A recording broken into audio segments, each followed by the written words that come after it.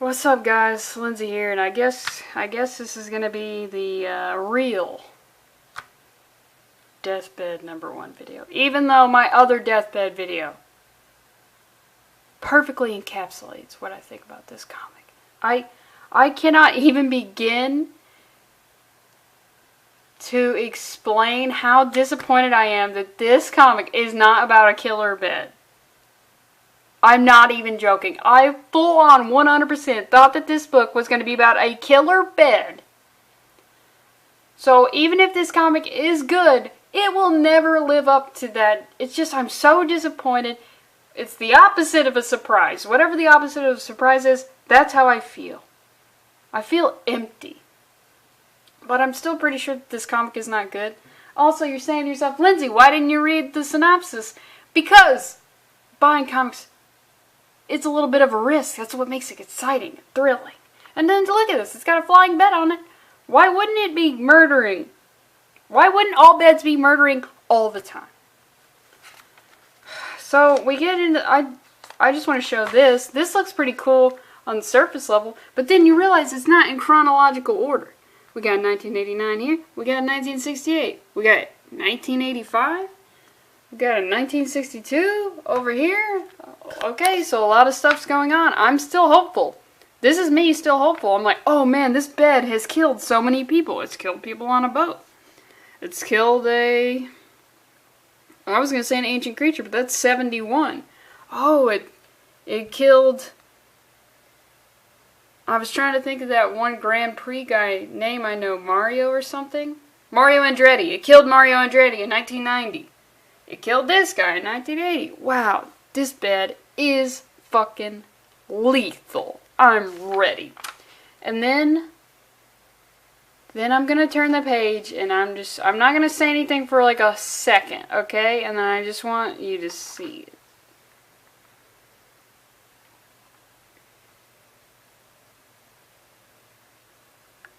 What the fuck? Also, look at this. This is like some Rob Liefeld feet shit. This is like she's got a nub. Was she in a war? Probably not.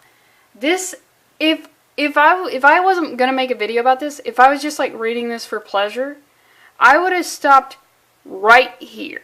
But I still had that little inkling of this comic is gonna be good because it's gonna be about a killer bed.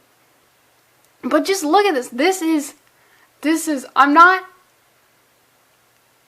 it's just disgusting. Like, I'm not really grossed out by it, but it's just, there's no need for this. Everyone needs to have shame. Look, I know everybody goes to the bathroom. I know we all do stuff in there, but let's just never speak about it, ever. And that's my idea of a perfect world. But this, I don't even know. This is our main character. What in the hell am I supposed to glean from this? Seeing a main character on a toilet, possibly taking a shit while smoking and being on her phone. What am I supposed to think? Am I supposed to think that she's cool? What? I don't understand. Now I know that there's one instance of an image like this being in popular culture. And I only know about it because I watched I Love the 90s back in the day. I was born in 91, but I was definitely too young to see this image I'm about to talk about, and it is some infamous image of a former Playboy bunny, Jenna McCartney, or McCarthy, whatever, of her sitting on a toilet and being gross, because apparently in the 90s she was a Playboy playmate, and she was funny, but she was just kind of gross, and it was like, she's so beautiful, but she's so gross, let's put her on a toilet, that's sexy? I don't know. But then I guess, right after that, she pulled up her panties, she went to medical school, and she turned into the well-respected doctor and autism researcher that we know today, Dr. Jenny McCartney. Or McCarthy. I don't know. But I just don't, I don't understand. It's like, I really don't.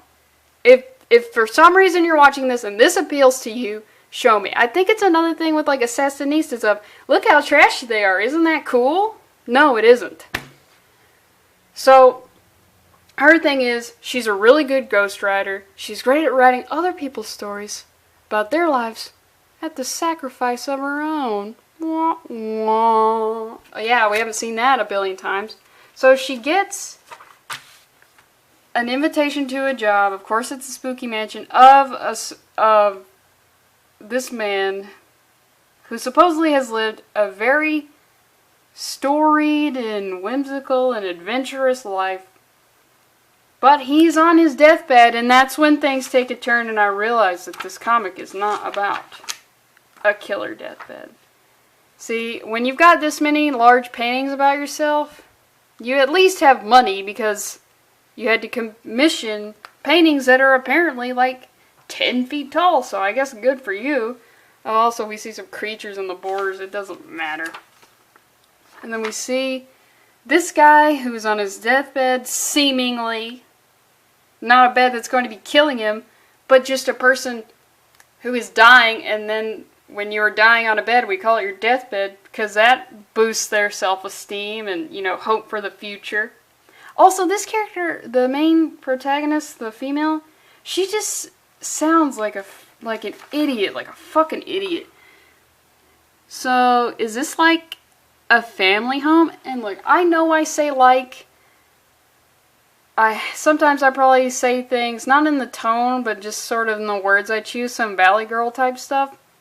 I realize it, I try to change it, but this is her, she's going for a job and she speaks like this.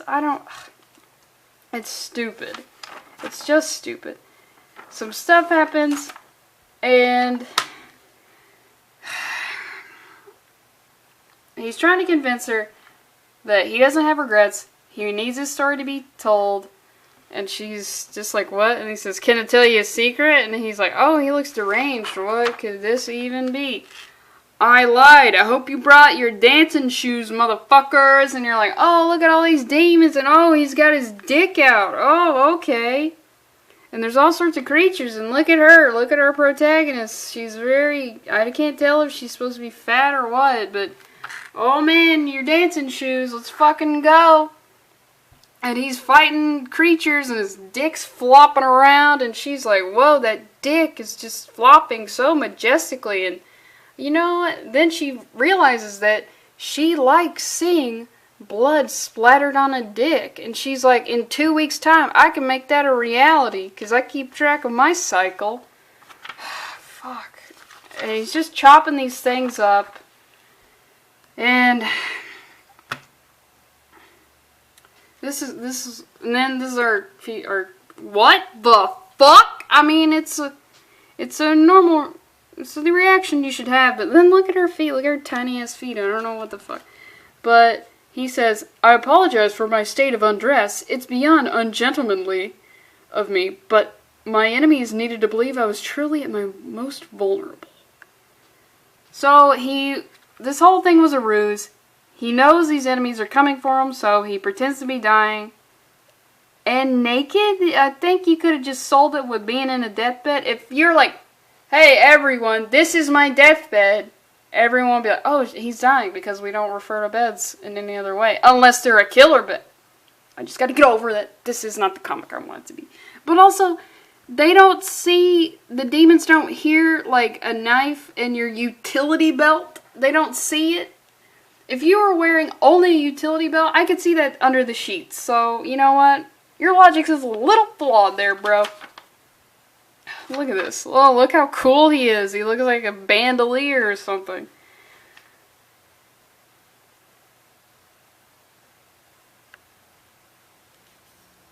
Ugh. So the protagonist is like, are you insane? Fuck this. I'm out. This is so like, I can tell it's written. Like, if you're in this situation, you would be like, fuck it, or you would not say anything, but you wouldn't be like, fuck this, I'm outie 5,000, guys, and just, ugh, stupid shit. And then he's like, what are you gonna do? Are you gonna sit around, or are you gonna write about my badass life while I just hunt everything down that is trying to hunt me? And she's like, I'm in. And it just isn't good, and I don't like it. And there's no deathbeds, beds that eat people. Just, what a lie. What a goddamn lie. Even though I'm not having a good one, hope you guys have a good one. Don't forget to subscribe.